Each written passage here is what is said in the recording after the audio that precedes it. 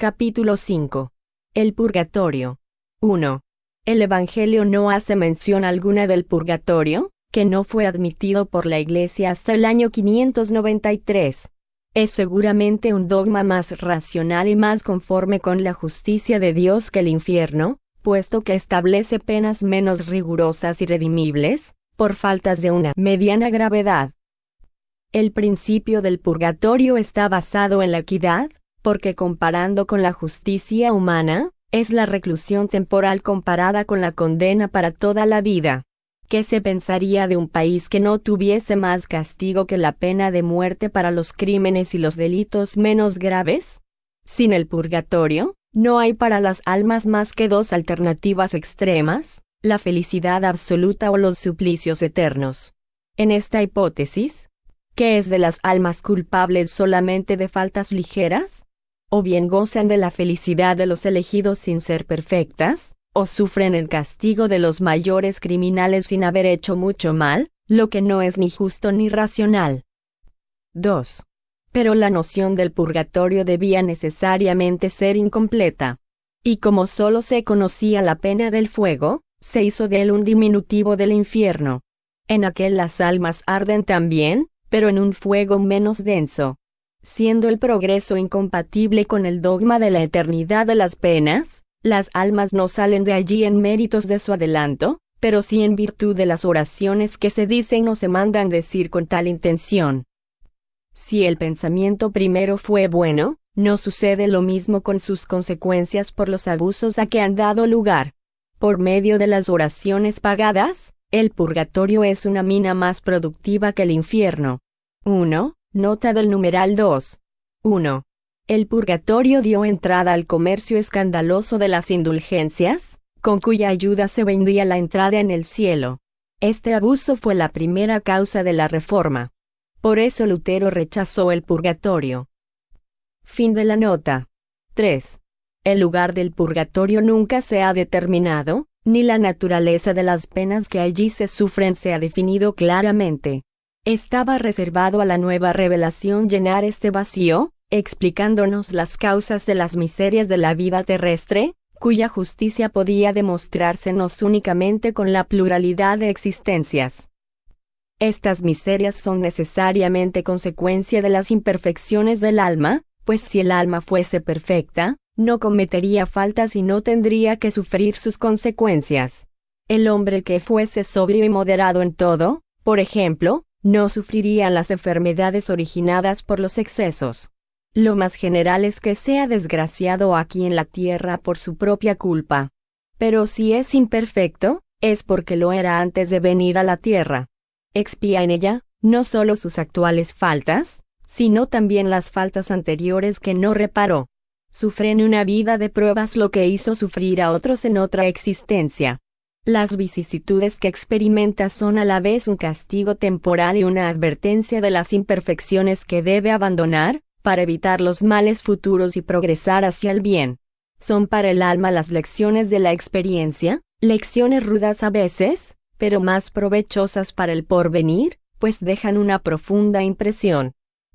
Esas vicisitudes son la causa de luchas incesantes, que desarrollan sus fuerzas y sus facultades morales e intelectuales. La fortalecen en el bien, sale de ellas siempre victoriosa, si tiene el valor de luchar hasta el fin.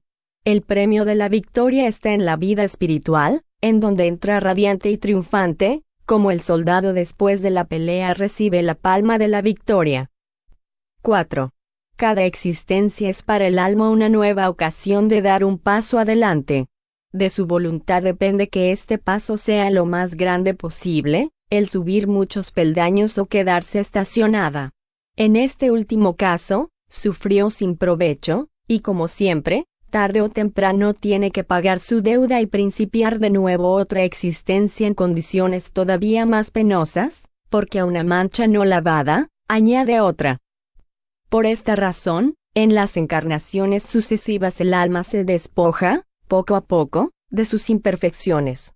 Se purga, en una palabra, hasta que esté bastante pura para merecer dejar los mundos de expiación por mundos mejores, y más tarde estos para gozar de la suprema felicidad.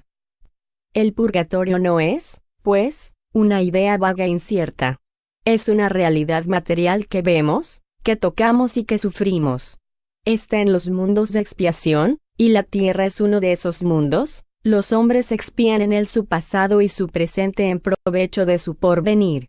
Pero en contra de la idea que se tiene de poder cada uno abreviar o prolongar su permanencia en él, según el grado de adelanto y de depuración a que haya llegado con su propio trabajo, se sale de allí, no porque se haya cumplido el tiempo ni por los méritos de otros, sino por su propio mérito, según estas palabras de Cristo, a cada uno según sus obras, palabras que resumen toda la justicia de Dios.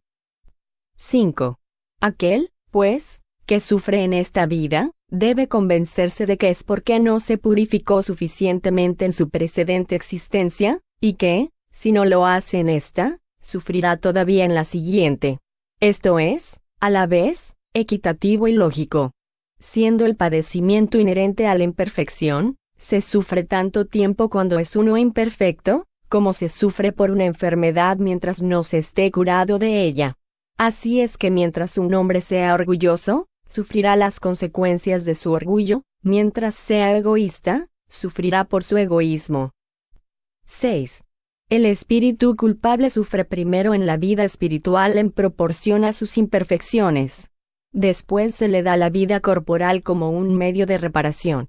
Por esto se encuentra allí nuevamente, ya sea con las personas a quienes ofendió, o bien en centros análogos a aquellos en donde hizo el mal, o en situaciones opuestas, como, por ejemplo, en la miseria si fue un rico avaro, en una situación humillante si fue orgulloso. La expiación, en el mundo de los espíritus y en la tierra, no es un doble castigo para el espíritu. Es el mismo que continúa en la tierra, como complemento, con el fin de facilitarle su mejoramiento por un trabajo efectivo. Depende de él aprovecharlo.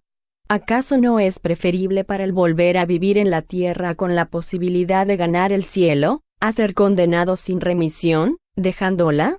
Esa libertad que se le concede es una prueba de la sabiduría, de la bondad y de la justicia de Dios, que quiere que el hombre lo deba todo a sus fuerzas y que sea autor de su porvenir.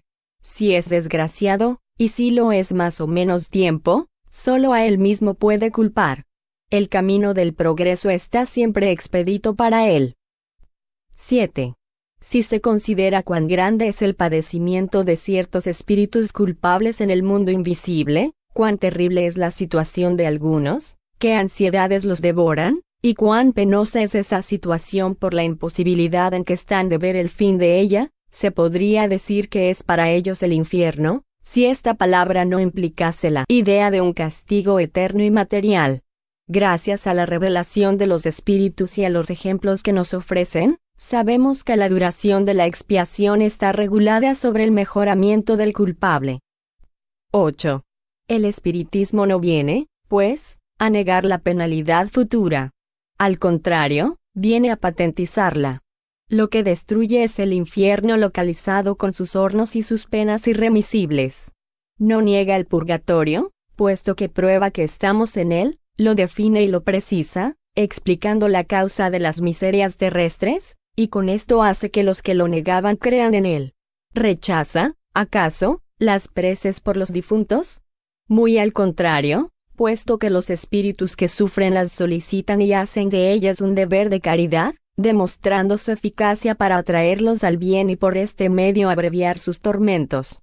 2. Hablando a la inteligencia, ha vuelto a la fe a los incrédulos y a la oración a aquellos que se burlaban de ella.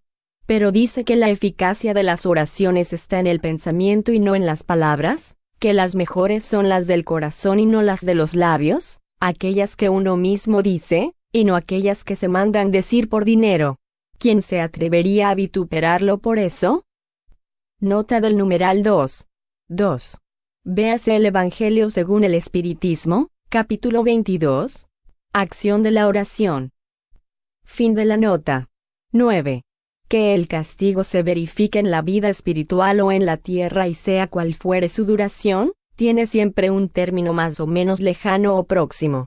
En realidad, para el espíritu no hay más que dos alternativas, castigo temporal y graduado según la culpabilidad, y recompensa graduada según el mérito. El espiritismo rechaza la tercera alternativa, la de la condenación eterna. El infierno queda como una figura simbólica de las mayores penas, cuyo término es desconocido. El purgatorio es la realidad. La palabra purgatorio revela la idea de un lugar circunscrito. Por esto se aplica más naturalmente a la tierra, considerada como un lugar de expiación que está en el espacio infinito, en el que viven errantes los espíritus que padecen, y además, la naturaleza de la expiación terrestre es una verdadera expiación. Cuando los hombres hayan mejorado, no suministrarán al mundo invisible más que espíritus buenos, y estos, encarnándose, no suministrarán a la humanidad corporal más que elementos perfeccionados. Entonces, cesando la tierra de ser un mundo de expiación, no padecerán los hombres las miserias que son consecuencia de sus imperfecciones. Es esta la transformación que se está verificando actualmente y que elevará la tierra en la jerarquía de los mundos. Véase el Evangelio según el Espiritismo, capítulo 3. 10. ¿Por qué, pues, Cristo no habló del purgatorio? Porque no existiendo la idea, no había palabras para representarla. Se sirvió de la palabra infierno, la única en uso entonces, como expresión genérica, para designar las penas futuras sin distinción. Si al lado de la palabra infierno hubiera colocado otra equivalente a purgatorio, no habría podido fijar su verdadera significación sin decidir una cuestión reservada para el porvenir. Hubiera sido, además, establecer la existencia de dos lugares especiales de castigos. El infierno en su aceptación general, despertando la idea de castigo, contenía implícitamente la del purgatorio, que no es más que una manera de penalidad. Debiendo el porvenir ilustrar a los hombres sobre la naturaleza de las penas, tenía que reducir por esto mismo el infierno a su justo valor. Puesto que la Iglesia creyó, después de 6 siglos, que debía suplicar el silencio decretando la existencia del purgatorio, fue porque pensó que no había dicho todo. ¿Por qué no ha de suceder lo mismo en otros asuntos?